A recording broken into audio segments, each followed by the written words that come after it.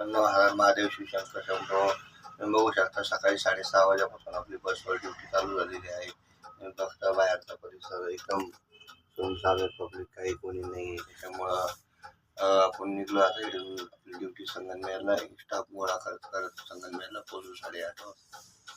मग तिथून पुढे बघू तुमचं काय.